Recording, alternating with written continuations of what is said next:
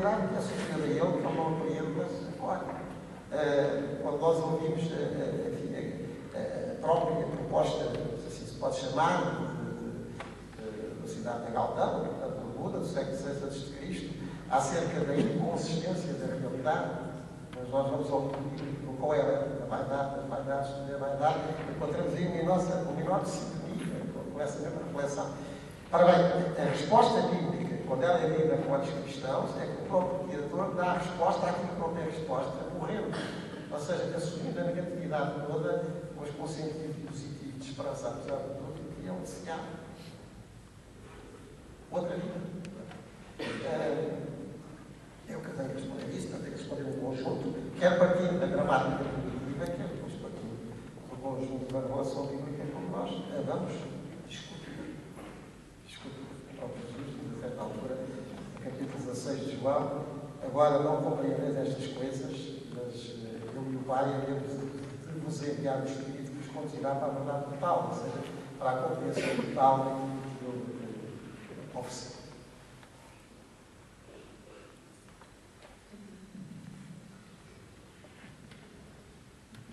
Então, dando continuidade, vou ler um pequeno excerto da Fórmula de Deus, de José António dos Santos.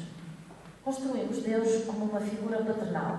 Precisamos de alguém que nos proteja, que nos defenda do mal, que nos abrigue na sua concha protetora, que nos dê consolo nas horas difíceis, que nos ajude a aceitar o inaceitável, a compreender o incompreensível, a enfrentar o que é terrível. Esse alguém é Deus. Apontou para o teto. Imaginamos que existe alguém lá em cima que se preocupa imensamente connosco. Alguém que recorremos na hora da aflição em busca de conforto. Alguém que nos observa e ampara. E, pumba, aí está Deus. Mas então, se Deus não existe, do que estamos para aqui a falar? Eu não disse que Deus não existe, corrigiu o físico. Ah, não?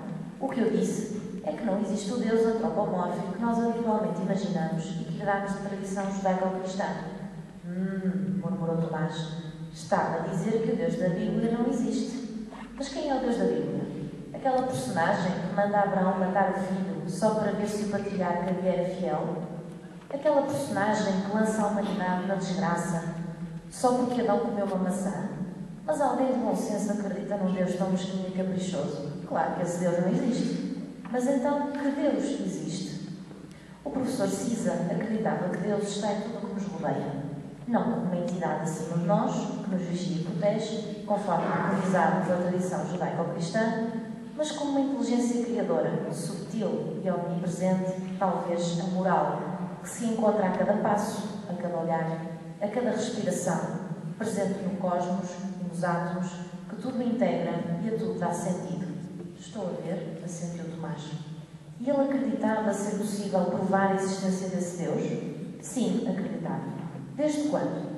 Desde que eu conheço. Ora, partindo deste bocadinho de texto que eu li, considerando uma alteração na interpretação e na própria definição de Deus, que desde o Antigo Testamento à literatura dos nossos dias vai sendo interpretada nas diversas obras literárias, quer de forma humanizada, quer de forma menos humanizada, como o exemplo citado, como acham que no futuro as próximas gerações encararão Deus? Por outro lado, a segunda questão, será que um dia chegaremos a uma tal apropriação de Deus por parte do homem, podendo este chegar ao ponto de se anular? Anula-se a figura de Deus, considerando-se o homem absoluto? Isso é certo, é interessante. O livro é interessante, não é uma obra literária, mas é um livro interessante. Lê-se com alguma piada, com algum interesse, ri-nos um bocado. Também tenho alguma dificuldade em acreditar num Deus antropomórfico. Assim, um Deus da Bíblia, quer dizer, exatamente como eu, mas com mais velho, com mais barba. Não sei, acho que não deve ser bem assim. Realmente não deve ser bem assim. Agora, aqui, e o que ele defende nesse livro, a existência de Deus, é como digo, um transmissor de inteligência. É como aquilo que criou, aquilo que existe, aquilo que é super existe. É que já isto não é novo. Deus existe onde, quando, Santo Agostinho diz que Deus existe em tudo aquilo que existe, portanto, Ele está dentro de todas as coisas. Tudo aquilo que existe é a manifestação da presença divina. Provavelmente eu andarei perto, portanto, de uma sei lá, uma opinião parecida. Não acho que nós consigamos anular Deus. Deus não é anulável. Acho que anular Deus significa anularmos a nós próprios. Acho que Deus depende tanto de nós como de nós dele. E eu já não irei cair em heresia tão grande dizer que nós queríamos Deus.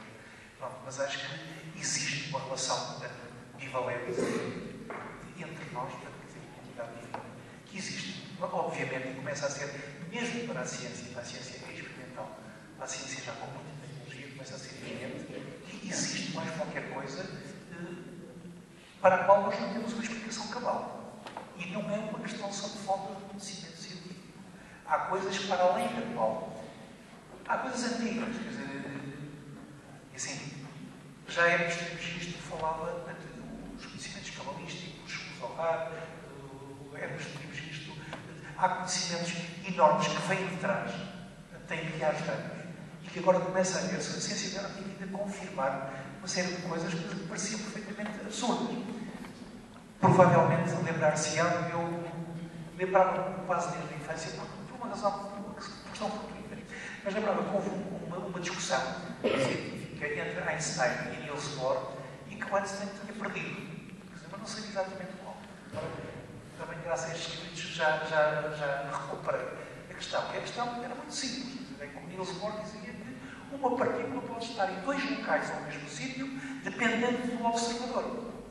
O Einstein dizia que isto é impossível, porque como é que uma mesma partícula pode estar em dois locais diferentes? Pois é uma chatice, não tem senso nenhum, é uma estupidez, mas é verdade.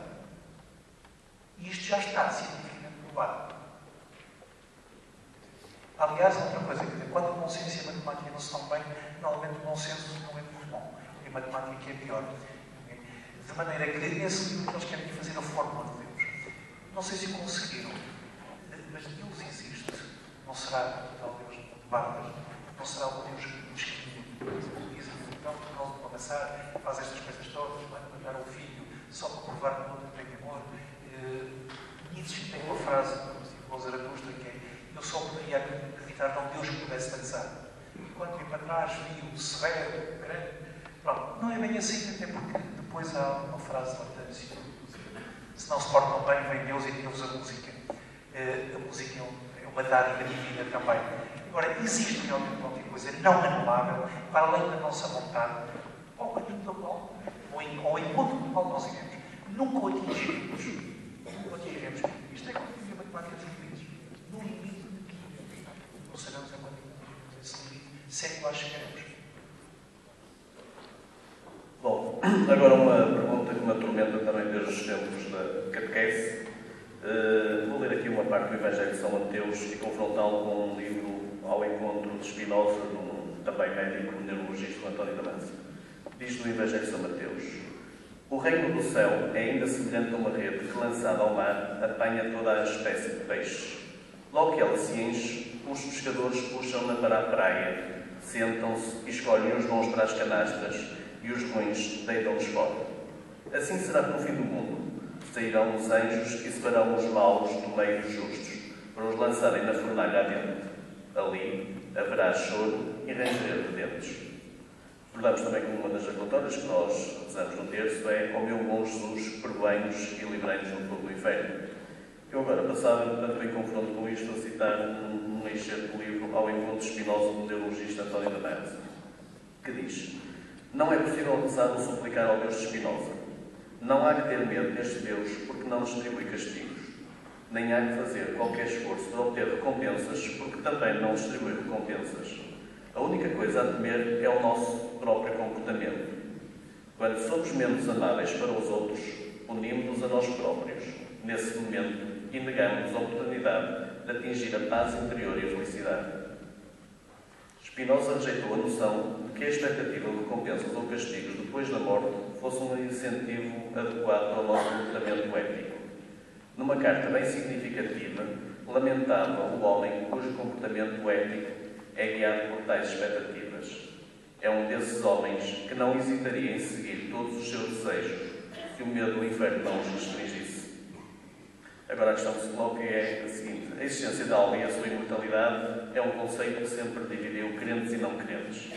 a existência de céu, do inferno e do dia do juízo final é algo que, na maioria dos crentes, tem dificuldade em interpretar nos textos bíblicos. Como é que se pode interpretar corretamente o Evangelho de São Mateus?